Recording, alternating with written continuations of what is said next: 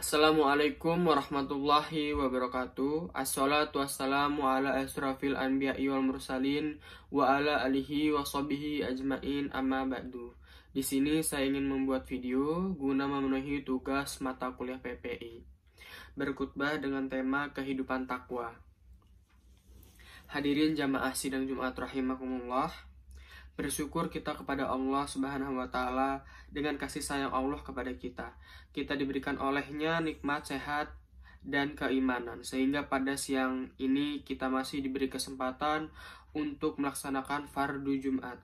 Salawat dan salam semoga senantiasa tercurah kepada junjungan kita Nabi Muhammad SAW, keluarganya, para sahabat, para tabi'in, para tabi'ul tabi'in, dan insya Allah terlimpah pula kepada kita selaku umatnya yang senantiasa berusaha untuk meladani beliau. Amin, Allahumma amin.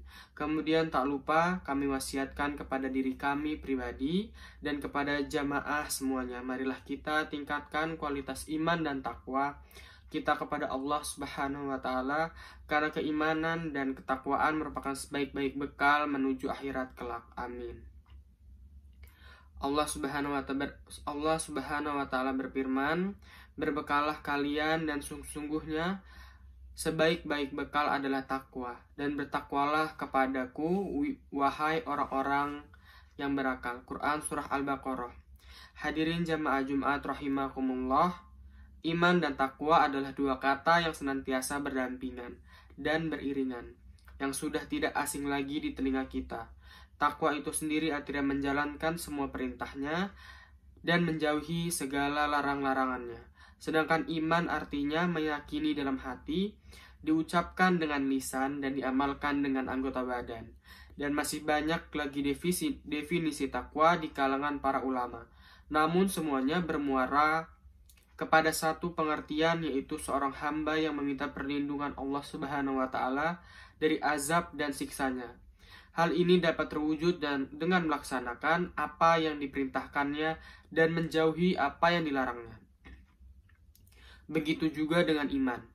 Kemudian mengenai perintah iman dan takwa itu sendiri banyak terdapat di dalam Al-Quran dan sebagai hadis diantaranya. Ya ayyuhallazina amanu taqulullah haqqa tuqatih wa la tamutunna illa wa antum muslimun. Wahai orang-orang yang beriman, bertakwalah kepada Allah Subhanahu wa taala dengan sebenar-benar takwa kepadanya, dan janganlah sekali-kali kamu mati melainkan dalam keadaan beragama Islam. Quran surah Ali Imran. Dan di dalam surah Al-Hasr ayat Al-Hasr, Allah Subhanahu wa taala juga berfirman, "Wahai orang-orang beriman, bertakwalah kepada Allah Subhanahu wa taala. Hendaklah setiap diri memperhatikan apa yang telah diperbuatnya untuk hari esok atau akhirat, dan bertakwalah kepada Allah, sesungguhnya Allah Maha mengetahui yang kamu kerjakan." Hadirin jamaah Jumat rahimakumullah, selain di dalam Al-Quran, perintah iman dan takwa itu juga terdapat di dalam sebagian hadis Rasulullah SAW. Di antaranya yaitu, bertakwalah kalian kepada Allah Subhanahu wa taala dimanapun berada, dan iringilah kejelekan dengan kebaikan. Niscaya kebaikan itu akan menghapus kejelekan, dan pergaulilah manusia dengan akhlak yang baik. Dalam Al-Quran, pada Quran surah Al-A'raf, kita seharusnya mengenakan pakaian takwa. Hai anak-anak Adam, sesungguhnya kami telah menurunkan kepadamu pakaian untuk menutupi auratmu, dan pakaian indah untuk perhiasan, dan pakaian takwa itulah yang paling baik. Yang demikian itu adalah sebahagian dari tanda-tanda kekuasaan Allah.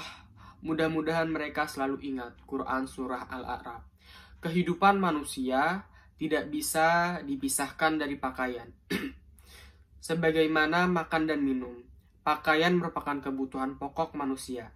Hanya saja tidak sedikit manusia yang tidak menyadari tentang fungsi sebenarnya pakaian. Akibatnya pakaian yang mereka kenakan tidak memenuhi fungsi tersebut. Islam memiliki pandangan khusus tentang pakaian. Ayat ini adalah di antara yang menjelaskan tentang fungsi pakaian, dijelaskan pula tentang pakaian terbaik bagi manusia. Jamaah sholat Jumat yang dimuliakan Allah Subhanahu wa taala, dari ayat tersebut dijelaskan fungsi pakaian itu apa. Allah Subhanahu wa taala berfirman, "Ya bani Adam, qad azalna alaikum libasa." Hai anak-anak Adam, sesungguhnya kami telah menurunkan kepadamu pakaian. Ayat ini terdapat dalam rangkaian ayat yang menceritakan kisah Adam, mulai diciptakan hingga diturunkannya di bumi. Dikisahkan pula bahwa diturunkannya Adam beserta istrinya itu tidak lepas dari peran iblis yang berhasil menggodanya. Kemudian ditegaskan, bumi menjadi tempat kediaman dan kesenangan bagi manusia, sehingga waktu yang ditetapkan di bumi itu pula manusia hidup, mati, dan dibangkitkan.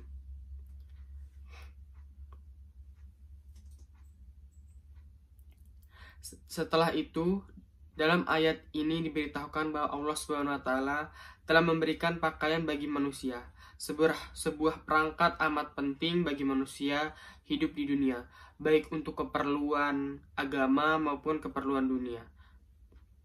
Pengertian anzalna, kami turunkan di sini adalah khalaqna lakum, kami ciptakan untuk kamu.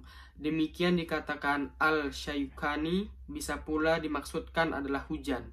Dengan diturunkannya hujan, maka berbagai tumbuhan bisa tumbuh, termasuk tumbuhan yang menjadi bahan untuk pakaian bagi manusia.